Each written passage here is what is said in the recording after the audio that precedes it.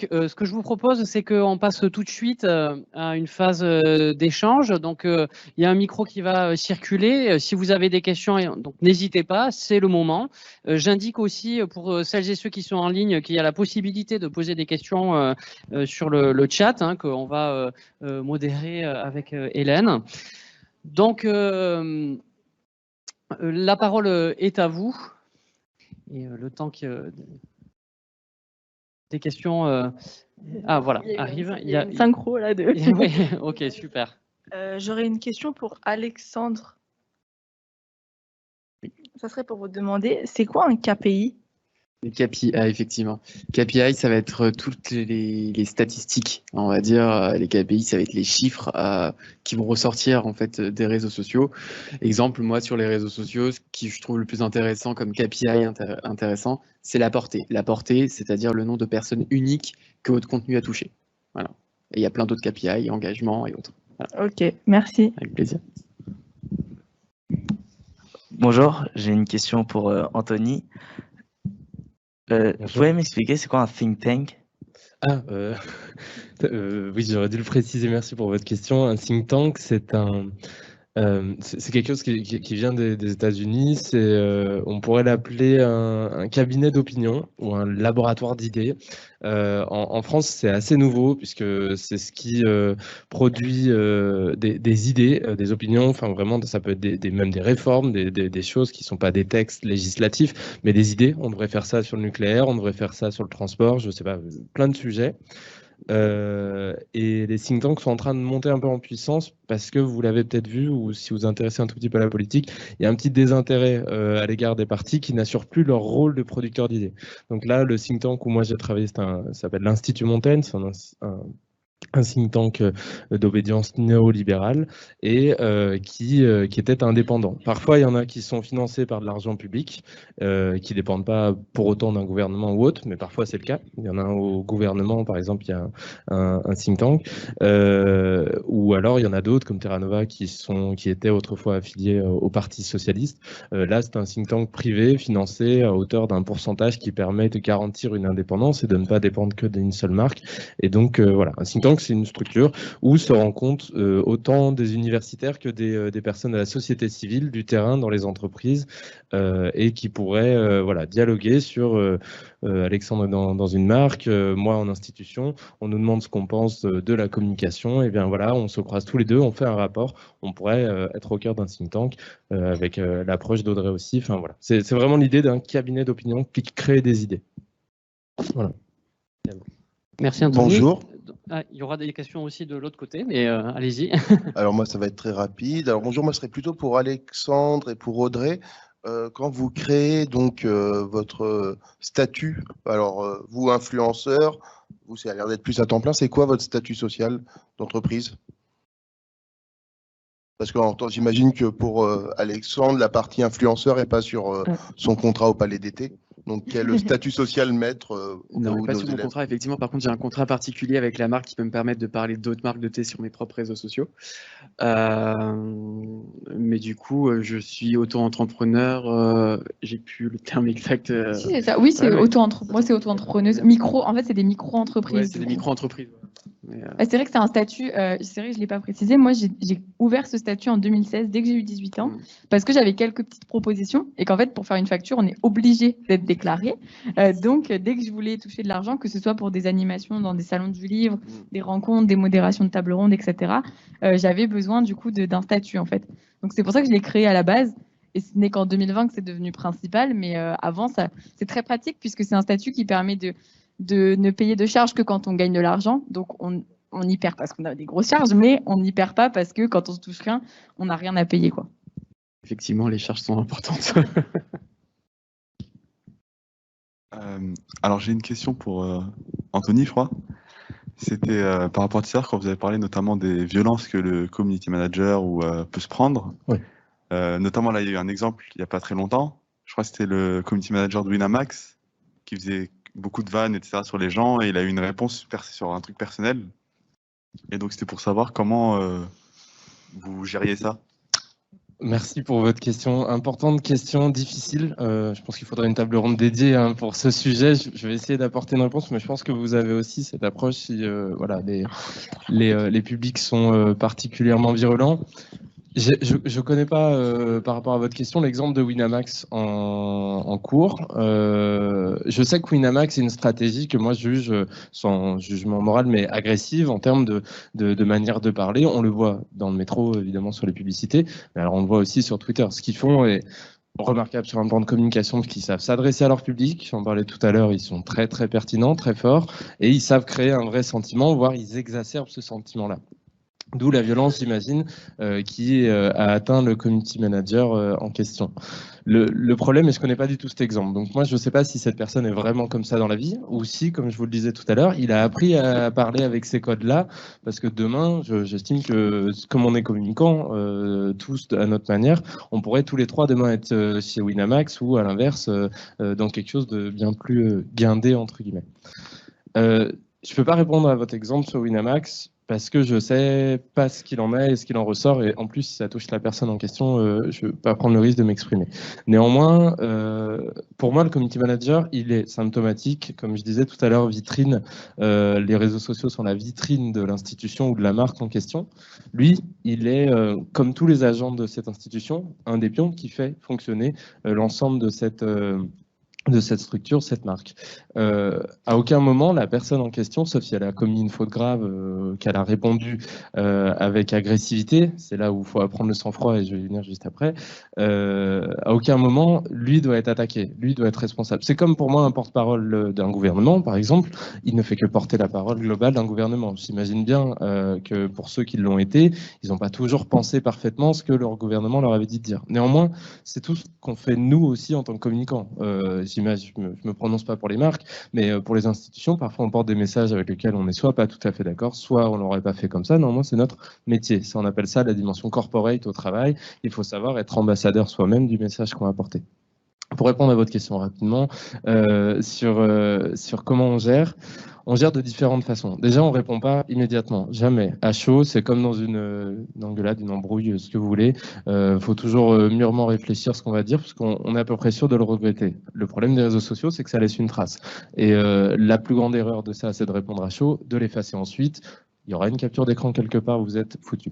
Donc toujours prendre de la distance. Moi, je conseille à ma community manager, en cas d'agression comme ça, déjà de prendre de la distance, mais littéralement, partir de devant l'ordi, prendre un peu de recul, parce qu'il faut se rendre compte que, comme je disais tout à l'heure, c'est une porte d'entrée, c'est le point d'accès immédiat désormais pour les marques ou les structures. Donc c'est normal qu'on vienne taper directement. Pas normal qu'on vienne taper, mais qu'on vienne s'adresser à la marque qui s'est rendue visible et qui s'est rendue aussi, selon moi, à portée de main. Il faut assumer aussi la démarche. Et donc, pour compléter et terminer ce point, faut prendre du recul, mais aussi il faut réfléchir. C'est ce que je dis dans la stratégie de crise quand on en parle en formation. On prend du recul, on teste aussi le message déjà auprès de soi. Moi, c'est un exemple que j'ai connu et que j'ai beaucoup regretté, mais répondre à chaud et se dire ça va peut-être pas passer, eh ben, ne le faites pas, ça va pas passer. Forcément, ce que vous pensez vous, malheureusement, on n'est pas tous si uniques qu'on voudrait l'être. Si vous le pensez, c'est que d'autres vont le penser. Donc, ne jamais faire ça. Et enfin, quand vous avez une possibilité de réponse, pour moi, ça rentre là presque, s'il y a eu agression véritablement, dans une stratégie de crise. Vous faites valider votre message. Pas simplement pour vous planquer derrière le fait, c'est pas vous qui êtes responsable, pas du tout. Mais plutôt pour tester quelqu'un qui, lui, va être à froid en réception de ce message et se dire, ah ben, non, là, tu vas trop loin. Ou au contraire, enfin, non, là, tu peux peut-être y aller un peu plus fort parce qu'en fait, on vous agresse. Pour vraiment un exemple concret, si nous ça arrivait, et je m'arrête, promis, si nous ça arrivait en institution, une agression, c'est parfois le cas, parce qu'on peut comprendre les situations, moi j'invite toujours déjà à la cordialité. C'est un peu les trucs que les services après-vente font très très bien. Il n'y a pas de bonjour, il y a ouais, le HESS, vous êtes tous des pourris, etc. Ça arrive parfois. Nous, on répond s'il y a une vraie question par un bonjour et un cordialement. C'est une règle que moi j'ai instituée pour déjà rapporter un peu une distance nécessaire et rappeler qu'en fait derrière, effectivement, c'est un compte Twitter, mais il y a des êtres humains. Donc voilà, de la distance et de la gestion, de croiser les regards et appeler aussi la bonne personne pour faire valider le message et s'assurer que voilà, il semble bien calé. Merci pour votre question. Merci beaucoup, Anthony. Et je crois que cette dimension de l'urgence et de la prise de distance, c'est vraiment un message très, très important à faire passer. Et d'ailleurs, qui dépasse finalement le cadre strictement professionnel. Enfin, c'est aussi un conseil qu'on vous recommande, vous, dans vos études, etc. Donc, je me permets de rebondir dessus. Je crois qu'il y a une question dans le public. J'aurais une question pour Audrey, du coup. Du coup, je suis partie sur votre compte Instagram pour voir un peu ce que vous postez. Je suis pas une pisteuse, hein, j'étais curieuse. Et du coup, j'ai vu que vous lisiez beaucoup de romans pour adolescents. Alors, est-ce que c'est parce que vous pensez que les réseaux sociaux, c'est surtout pour les adolescents, ou est-ce que vous aimez ça? Surtout que c'est pas forcément très connu, des booktubers, des trucs comme ça. Donc, s'aventurer sur du roman pour adolescents, j'étais...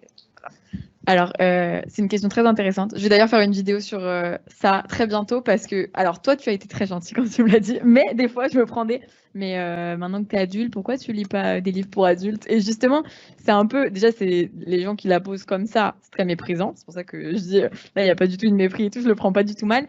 Mais en fait, alors la littérature ado et young adulte que je lis dans mon cas, les personnages, ils ont en général entre 16, 17 ans et 30 ans. Parce que la littérature young adulte, c'est une littérature qui est totalement pour votre tranche d'âge, en fait. C'est vraiment des personnages qui nous ressemblent, qui ont les mêmes questionnements. Et donc, moi, c'est vraiment une littérature dans laquelle je me trouve encore beaucoup. Ou alors que, comme j'ai une communauté qui est jeune aussi, une littérature que j'ai envie de partager. Parce que je me dis, moi, quand j'ai commencé, que j'avais 15 ans, il n'y avait pas du tout autant de diversité dans les romans que je lisais. Les personnages, ils étaient tous mais identiques. C'était la blonde trop belle, trop cliché, le mec trop bad boy qui parle trop mal et tout. Enfin bref, c'était ridicule un peu des fois. Et moi, j'avais vraiment un peu... Il y avait des bons livres déjà, hein, je vous rassure. Mais il y avait beaucoup de livres comme ça. Et là, je me dis, franchement, on est presque 10 ans après et c'est incroyable toutes les thématiques qui changent, qui sont nouvelles, les problématiques actuelles, les livres sur la diversité, l'orientation sexuelle, les questions de genre, les questions sociales. Enfin, vraiment, c'est super intéressant. Et donc, pour moi, c'est important de véhiculer cette littérature-là aussi, et donc de la lire, même si parfois je suis encore... les personnages sont plus jeunes que moi, je m'y retrouve encore beaucoup, et je sais que ma communauté aussi, et pour moi, c'est des valeurs qu'on doit véhiculer et partager. D'où le fait que je parle beaucoup de ces livres-là. Et puis, je lis quelques livres adultes parfois, mais pour l'instant, ça me saoule un petit peu des fois, donc j'équilibre en fait, ça dépend. J'aurais une question pour Audrey. Est-ce que pour vous, être youtubeuse, c'est un métier et un investissement? Si oui, pourquoi? Du coup, oui, pour moi, c'est un métier, c'est 100% mon métier. Je l'appellerais plus influenceuse littéraire. Il y a des gens qui n'aiment pas ce terme. Moi, je ne le trouve pas du tout problématique parce que influencer les gens sur leur lecture, je trouve ça très positif. Donc ça va, je suis pas... Et du coup, pour moi, c'est 100% un métier. Mais du coup, je dis plus influenceuse parce que ça regroupe tout. TikTok, Instagram, YouTube. Et j'imagine que les marques, justement, ou les institutions vont vers tous les réseaux sociaux. On ne vise pas que les youtubeurs, par exemple. On vise des fois des youtubeurs, des fois Twitch. D'ailleurs, je ne vais pas parler de Twitch parce que je n'y suis pas, mais... Voilà, on vise tout. Donc, du coup, c'est un terme qui reprend un peu tout. Pour moi, c'est évidemment un métier puisque j'en vis et que je travaille beaucoup plus même que si j'étais salariée finalement. Je pensais pas, mais en fait, je m'arnaque toute seule sur mes horaires, quoi. Moi, j'ai une question pour Audrey. Je suis là. Oui, pardon. Alors, j'ai moi-même un compte Bookstagram, comme on dit, et j'aimerais savoir si vous avez des conseils à prodiguer à ceux qui veulent se lancer, sachant que le domaine est certainement bouché déjà, et également savoir comment fonctionne le système de partenariat, qui reste assez opaque, je trouve. Alors, c'est très intéressant comme question parce qu'en fait, c'est ce que je vous disais tout à l'heure. Moi, j'ai commencé il y a très longtemps, donc j'ai cet atout d'avoir été là longtemps et que ça ait monté finalement. Il y en a beaucoup qui se lancent et qui sont très pressés, qui veulent tout de suite percer, qui veulent tout de suite avoir plein de collabs et tout. Mais non, en fait, c'est pas possible. Donc, il faut vraiment qu'on se dire que, déjà, moi, mes conseils principaux sur les réseaux, déjà, on a parlé de tout ce qui est distance et tout, c'est vraiment rester soi-même, partager ce qu'on a envie de partager, ne pas vouloir ressembler aux autres. Donc, vraiment, c'est pour ça que la distance avec les réseaux, elle est importante parce que faut pas faire des pâles copier-coller de tout ce qu'on trouve ailleurs. Donc, vraiment, pour moi, c'est important de garder son naturel. Peut-être que ça mettra 4 ans à décoller, mais c'est pas grave. En fait, le but, c'est avant tout de le faire par plaisir. Et après, pour tout ce qui est partenariat, les maisons d'édition, elles fonctionnent d'abord par service de presse, échange de visibilité. Et ensuite, les collaborations, ça vient vraiment quand on a une certaine audience. Et j'imagine que c'est ton cas aussi quand tu contactes des influenceurs. Si la personne elle a un tout petit compte, on peut plutôt partir sur un échange de visibilité. Alors que quand elle a un gros compte, on sait très bien qu'elle nous dira jamais OK pour un échange de visibilité. Donc, ça dépend vraiment il y a plusieurs stades, quoi. Voilà. Merci beaucoup. Alors peut-être s'il y a une petite question dans la salle. Vous m'entendez? Bah oui. Déjà, bonjour. Vous avez parlé tout à l'heure des opinions et d'un absentéisme sur l'opinion. Mais ce qui est assez bizarre, c'est que sur les réseaux sociaux, justement, on voit que ça. Enfin, moi, que ce soit sur Twitter, Instagram, les gens s'expriment beaucoup, parlent beaucoup. Et c'est assez impressionnant parce qu'au final, on voit un absentéisme, que ce soit pour les dernières élections, pour les régionales, pardon. Et là, on craint même un absentéisme pour les présidentielles. Mais comment vous expliquez cette telle différence, en fait, par rapport aux réseaux sociaux et à la réalité? Merci. Merci, mais je pense qu'on peut avoir plusieurs points de vue. Je me permets de vous répondre, mais très humblement. Je ne vais pas théoriser le concept, je n'ai aucune valeur scientifique sur le sujet, mais peut-être que si on le relie à notre sujet du jour, les réseaux sociaux, la communication, quand moi je fais la formation sur les réseaux sociaux et les usages professionnels des réseaux sociaux, j'explique. J'ai un terme un peu maladroit, alors je ne regarde pas les profs qui sont là, qui vont peut-être m'en vouloir, mais je parle de subjectivation de l'information. Je suis complètement hybride comme mot, mais en tout cas, moi, je me l'approprie pour dire que sur les réseaux sociaux, c'est l'avènement d'Internet, mais sur les réseaux sociaux, on ne donne pas simplement une information, sinon on ne va pas intéresser grand monde, on donne une information orientée, ou alors qui vise à interpeller, qui vise à répondre à un enjeu, qui vise à... En fait, il y a une information avec sa valeur supplémentaire derrière. Parce que si tout simplement, moi je vous dis, pour le HESS, on a un nouveau rapport d'un historien sur tel sujet, point. Ça ne va pas forcément vous emballer. Si je commence à vous dire on a un nouveau rapport à découvrir d'urgence, absolument important, fondamental, qui explique ça par notre super chercheuse qui vient de là, etc., auquel vous pouvez vous identifier, etc., j'essaie de vous interpeller. Et les réseaux sociaux ne servent qu'à ça, selon moi, dans cette idée de distance justement qui est réduite et dans cette notion de proximité que ça crée, l'idée de vous interpeller.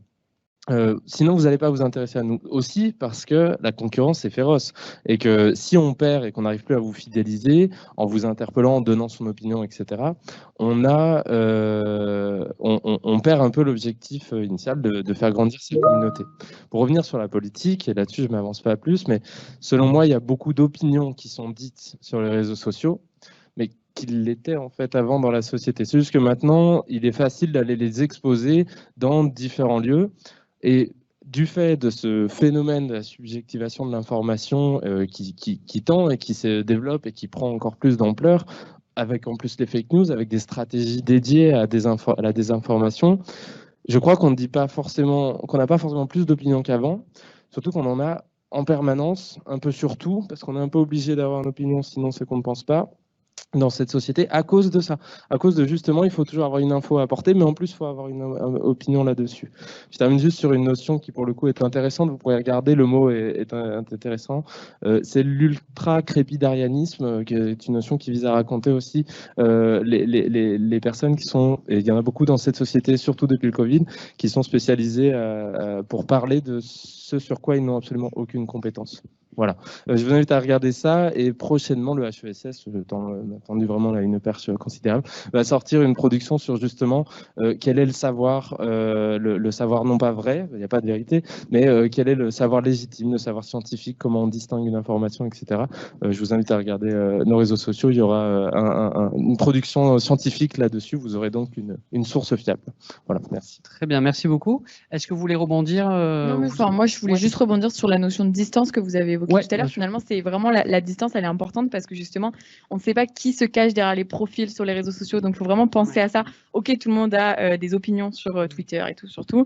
Mais il faut toujours se dire, il y a des gens, ils ont des opinions qu'ils osent exprimer sur les réseaux, mais qu'ils n'exprimeraient jamais dans la vraie vie, voire même avec lesquelles ils ne sont pas forcément d'accord dans la vraie vie. Donc, voilà pourquoi il faut toujours prendre de la distance avec tout ce qui se dit sur les réseaux et ce qui d'ailleurs a un impact sur, même dans tout ce qui est politique, en fait, parce que ça a un impact aussi sur ça, quoi. Oui, tout à fait, merci. Mais tant que tu as le micro, je vais relayer une question en ligne qui est posée par Paola, qui demande si c'est stressant de devoir toujours facturer, toujours chercher des partenariats. Et donc, elle demande en ce sens, il faudrait avoir une personnalité, une volonté assez forte pour commencer dans ce monde. Et ça revient à poser une des questions qu'on avait pensé avec Hélène en préparant cette table ronde, c'est est-ce qu'il y a des compétences particulières? Alors là, finalement, ça ouvrirait après à des réponses d'Anthony et d'Alexandre.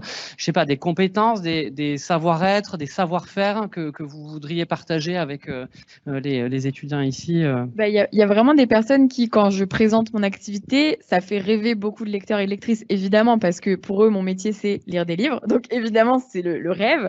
C'est pas ça. C'est une grande partie, mais c'est pas ça.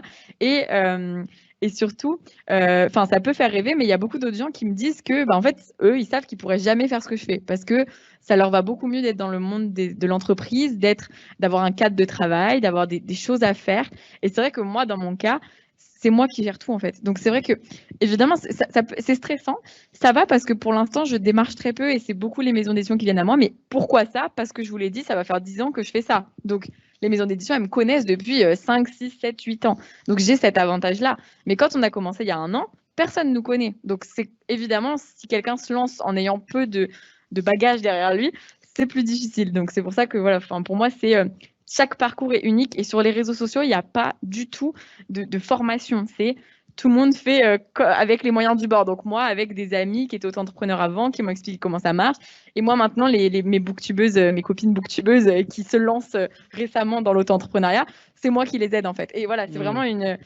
Mais c'est beau aussi parce que du coup, on est une communauté assez soudée et c'est vraiment... on s'aide, c'est de la solidarité. Ça fait une construction de savoir, effectivement, qui se partage. Exactement. Mais il faut le vouloir, quoi. Et en effet, ça dépend des personnalités, je pense. Alexandre, peut-être si tu veux rebondir. Juste pour dire que c'est du plaisir quand on se lance sur les réseaux sociaux et faut pas se dire je me lance sur les réseaux sociaux pour être influenceur. Moi aussi, ça fait quasiment bientôt 9 ans que je suis sur les réseaux sociaux de base. Et maintenant, c'est un complément de salaire, effectivement. Mais j'ai fait ce choix de ne pas le faire, de vivre que de ça.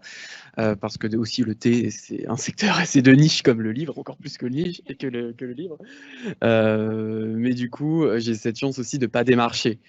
Après, en mettant mon autre casquette de professionnel, je pars chercher entre un profil avec 1 million d'abonnés sur Instagram et 15 000 abonnés à côté, je ne vais pas regarder le chiffre, un petit peu quand même, mais je vais regarder en fait comment l'influenceur va gérer ses communautés, comment il va échanger avec, s'il crée du lien, s'il est vrai, s'il y a un engagement, s'il raconte quelque chose et des histoires, on ne recherche pas en fait des plaquettes publicitaires. On veut des personnes qui apprécient les produits. Moi, généralement, dans l'influence, par an, il y a environ, je suis en contact avec entre 150 et 200 influenceurs avec laquelle on gère avec mon équipe. Et du coup, en fait, les influenceurs, j'aime prendre le temps d'échanger avec eux avant de leur proposer des produits pour savoir ce qu'ils aiment, ce qu'ils n'aiment pas, pour essayer de mieux les guider, qu'ils comprennent aussi la marque et que moi, que je me rende compte s'ils nous ont compris ou pas, s'ils vont être capables de bien communiquer sur nous et surtout de ne pas trop imposer les choses. Pour moi, être influenceur, je déteste, quand je remets l'autre casquette influenceur, je déteste quand une marque m'impose des choses, même quand ils me demandent d'être rémunéré. Alors là, je leur dis que ça ne va pas fonctionner. Mais par contre, j'aime avoir de la liberté et j'aime faire des choses qui me plaisent, mais tout en respectant aussi le brief de la marque à côté. Voilà. Excusez-moi, pour rebondir sur ce que vous avez dit, en fait, de nos jours, il y a des influenceurs, par exemple, qui vont avoir un grand nombre d'abonnés, mais sauf qu'ils auront leur communauté qui vont pas trop les soutenir. Or qu'il y a certains influenceurs, par exemple, je donne un exemple tout bête, il y en a, ils vont avoir 1 million d'abonnés, mais par exemple, sur leur post, ils vont avoir 10 000 likes, alors que par exemple, il y en a un, il va avoir 300 000 abonnés, par exemple, mais sur son post, par exemple, il va faire 200 000 likes et il va avoir plusieurs interactions sur son profil. Du coup, c'est plus bénéfique de de travailler avec celui qui a interagi avec sa communauté et qui a un lien fort. Effectivement, et surtout, il faut se dire que quand plus la communauté est énorme, plus en fait les cibles les personnes qui suivent cet influenceur vont être variées. Et au final, c'est pas forcément intéressant quand on est une marque. Il y a des influenceurs avec qui on travaille, qui je travaille, qui ont plus d'1,5 million abonnés, parce que eux, c'est une personne qui est dans le fitness, par exemple, et du coup, il y a certains thés qui peuvent lui correspondre. Voilà. Et après, il faut faire attention, comme il y a encore beaucoup d'achats sur les réseaux sociaux. Il y a des influenceurs que vous suivez, beaucoup achètent énormément. Nous, les marques maintenant tombent plus dans le panneau parce qu'il y a des outils qui sont très coûteux pour découvrir en fait les achats, qui achète quoi et combien. Mais en tout cas, faut faire attention, et faut pas faire attention non plus qu'au nombre de likes, parce que maintenant c'est un peu les algorithmes sont un peu voilà, c'est plus la portée à regarder. Mais d'ailleurs, tu dis que les marques savent maintenant, mais il faut savoir que dans le monde de l'édition, par exemple, c'est quand même, on est sur un stade de la communication qui n'est pas encore toujours très. Des fois, il n'y a pas de service dédié, tout ça, dans les maisons d'édition. Donc, il y en a beaucoup qui ne savent pas, en fait, et qui finalement, comme tu l'as dit, expérimentent qu'après avoir fait la collaboration, mais se rendent compte qu'en fait, c'était pas si rentable que ça parce qu'il y avait pas d'engagement, il n'y avait pas de vrai lien en fait. Et maintenant sur Instagram, on peut cacher le nombre de likes. Donc en fait, il y en a beaucoup aussi. Moi, je le vois. Hein, il y a beaucoup d'influenceurs, ils ont plein d'abonnés, mais sous leur publication, ils cachent les nombres de likes. Donc on ne peut pas savoir l'engagement. Finalement, si vous voulez une astuce, allez voir les Reels, parce que les Reels, on ne peut pas cacher le nombre de likes. Donc déjà, ça amène un petit... Voilà, on peut voir un petit peu. Et dans ce cas-là, on peut se rendre compte, en effet, qu'il y en a qui ont des communautés énormes pour finalement un taux d'engagement qui est très faible. Et alors, faut se dire que voilà, ça varie. Il y en a, les pauvres, ils donnent tout ce qu'ils ont et le taux d'engagement n'est pas bon parce que des fois, selon le public, selon le thème, la thématique, ça décollera pas autant. Par exemple, exemple très concret, les réseaux sociaux, c'est très l'apparence. Enfin, les réseaux sociaux, l'apparence compte beaucoup. Si je poste une photo de livre, je vais avoir entre 2000 et 3000, 4000 likes quand le livre est super connu sur Instagram. Si je poste une photo de moi, je suis sûre d'avoir minimum 3000, voire 4000 likes minimum, et que ça monte jusqu'à 5000. Et de mon chat aussi d'ailleurs. Mon chat fait presque plus de likes que moi. Mais bon, je sais pas comment je dois le prendre. Mais voilà, pour vous dire, l'apparence est très importante. Et même quand on parle de livres, en fait, un selfie marche mieux que les livres. Donc... Je me permets par rapport à votre question, moi j'y répondrai pas du tout, c'est vraiment pas moi la personne compétente, mais c'est plutôt par rapport à la notion d'influence, d'influenceur. Évidemment là on parle de personnes morales qui veulent rencontrer une certaine notoriété. Moi je vous remettrai juste aussi en tête la notion aussi d'influence. Avoir de l'influence, ça ne veut pas dire forcément avoir beaucoup de monde à qui parler, parce que si vous avez, encore une fois, dans l'idée de votre public cible, je pense que les marques ont ça aussi évidemment en tête, mais dans notre histoire de public cible à la base, et moi je le vois beaucoup là où je suis, on est sur des terrains de recherche très pointus, et des collègues en centre de recherche me disent « Ah non, mais nous on veut juste garder nos 500 abonnés sur Twitter et ça nous convient bien ». C'est frustrant parce qu'on se dit « Bah non, mais il faudrait en parler à tout le monde mérite de savoir ça ». Non, on peut avoir une dimension d'influence auprès de ses publics, de ses pairs. Les réseaux sociaux sont parfaits pour ça parce que je repense à un collègue de Paris 13 qui m'avait fait découvrir la communauté archiviste sur Twitter. Elle est extrêmement présente, extrêmement influente, mais c'est tout petit, c'est des niches. Mais si vous êtes, vous, influenceur demain sur un secteur d'archives, par exemple, et que vous parlez à cette cible-là, vous pouvez vous estimer influenceur même si vous avez 400 abonnés. Alors, ça rentre pas dans le cadre des influenceurs qui font des collaborations, etc. Mais il y a quand même cette dimension en communication que vous devez garder. Sortez du prisme, il faut grandir, il faut avoir des likes, qu'il faut avoir des abonnés. Parce qu'en plus, Alexandre Vaudrey le disait tout à l'heure, les likes, l'algorithme change à peu près tous les jours. Il y a un nombre de règles incommensurables sur chacun des réseaux sociaux. Donc un jour, votre format va être liké, le lendemain, non. Ça ne sera pas forcément de votre faute, c'est le réseau social qui décide. Donc, essayez de garder un prisme aussi et de faire évoluer l'opinion que vous avez de ce qui est important ou non. L'influence ne veut pas forcément dire la notoriété. C'est la notoriété au bon endroit auprès du bon public, selon moi. Et comme on peut acheter des likes, ou même des likes, on peut les acheter aussi. En fait, du coup, rien n'est jamais fiable à 100%, en fait. Alors, c'est sûr, quand le taux d'engagement est très mauvais, on va le voir forcément, puisque la personne n'achète pas dans ce cas-là. Mais quand elle achète, on ne saura jamais, en fait, si elle a vraiment un lien avec sa communauté ou pas. Et du coup, il y a des marques qui, finalement, le voient qu'à la fin et se trompent. Mais après, c'est pas grave. Une fois qu'on a fait une collaboration avec quelqu'un et que ça marche pas, on le sait.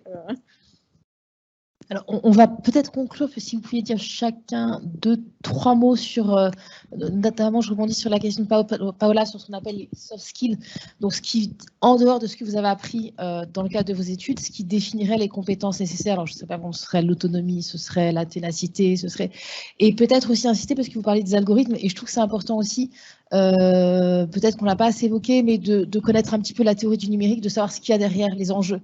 Et voilà, ça, je pense que c'est une culture importante quand même pour savoir les implications, les enjeux de ces métiers-là. Alors moi déjà, le master CEPA m'a appris à être curieux dans mon métier. Et quand on est sur les réseaux sociaux, on a besoin d'être curieux tout le temps. Donc, il n'y a pas un jour où j'arrive pas au travail où je regarde pas des articles, où je prends toujours 10 à 15 minutes avec une bonne tasse de thé à lire des articles sur les réseaux sociaux. Il y a plein de sites comme BDM, qui est très... Blog du modérateur, pardon. Le blog du modérateur, qui est un site que probablement toutes les personnes qui travaillent sur les réseaux sociaux sont abonnés. Je reçois ma newsletter tous les matins et je lis au moins un article là-dessus. Et en fait, ça donne vraiment énormément d'informations. Aussi, rencontrer plein d'agences spécialisées. Il y a plein d'agences spécialisées en fait qui vont naturellement donner énormément d'infos. Donc des documents de 30 à 40 pages gratuites qui sont accessibles sur leur site sur les résultats annuels de Instagram ou autres. Et en fait, ils donnent plein d'anecdotes. Et vraiment, si je veux insister juste sur un truc, c'est que sur les réseaux sociaux, en tant que social media manager ou community manager, il faut être curieux et ne pas avoir peur de ne pas savoir faire, parce qu'on peut apprendre énormément de choses grâce à Internet. On a vraiment cette chance aujourd'hui. Voilà. Merci beaucoup. Et si vous pouvez faire court, puisqu'après on a un atelier, une émission de radio, oui. qui est impatient d'intervenir. Très court. Moi vraiment, c'est quand j'ai fait mes études, j'ai pu être côté maison d'édition, côté salarié finalement. Ça m'a permis de beaucoup prendre de la distance parce que mon métier est quand même très différent du coup, même si on est quand même influenceur aussi, mais du coup, pour moi, c'est vraiment, si vous devenez influenceur ou influenceuse dans n'importe quel domaine, c'est votre image. N'oubliez pas que c'est vous, en fait. Là, on est vraiment, c'est pas une marque, une marque, non, c'est moi, en fait. Donc, faut avoir beaucoup de volonté, mais il faut toujours que ça reste un plaisir. Si un jour, ça devient plus un plaisir de faire ce que vous faites, faut arrêter en fait. Il y a plein d'autres opportunités dans le monde et je pense que vraiment c'est important de pas, quand c'est vous et que ça vous touche personnellement, faut faire très attention. Moi c'est un peu les limites que des fois je franchis, que voilà, faut être vigilant, mais pour réussir, pour y arriver, c'est la volonté, le naturel et voilà, pour moi il y a que ça qui marche pour créer un lien avec sa communauté, parce que quand on n'est pas naturel sur les réseaux sociaux, personnellement je trouve que ça se sent. Après peut-être que tout le monde n'est pas de mon avis, mais moi je trouve. Merci. Merci beaucoup.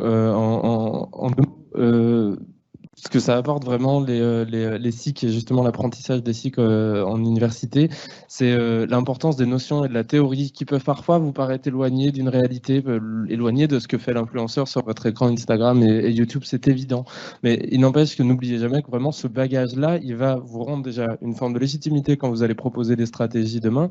Et tout ce qu'on vient de se dire aussi ce matin, c'est que les réseaux sociaux, c'est un monde qui bouge énormément, qui évolue très vite, il n'y a pas de règles, on ne peut pas vraiment vous les apprendre, même tous les 3 aujourd'hui, puisque de toute façon, ça aura sans doute changé demain. Il faut savoir s'adapter. Si vous n'avez pas de bagage intellectuel, vous ne pourrez pas vous adapter facilement. On peut être un génie, mais souvent, les notions peuvent être utiles pour justement s'adapter. Soyez attentifs aussi, et vraiment, c'est un conseil. Moi, je ne l'ai pas assez fait à certains moments et je le regrette. Et ça se rattrape, mais c'est compliqué. Soyez attentifs à la qualité de votre rédaction, soyez attentifs à lire des choses, à lire des bouquins, à s'intéresser à ce qui ne vous intéresse pas. Foncièrement aussi, parce qu'en tant que communicant demain, et on en parlait sur les histoires d'opinion tout à l'heure, vous devez savoir rebondir un peu sur tout ce qui se passe. Vous devez savoir, parce que quand vous publiez et que vous vous exposez, il ne faut peut-être pas publier quelque chose qui, la veille, est sorti dans la bouche d'un politique ou dans je ne sais quelle affaire ou quelle crise, et que vous, je ne savais pas. Vous ne pouvez pas ne pas savoir. Vous vous exposez, vous êtes dans un univers exposé, vous devez connaître l'écosystème qui vous entoure.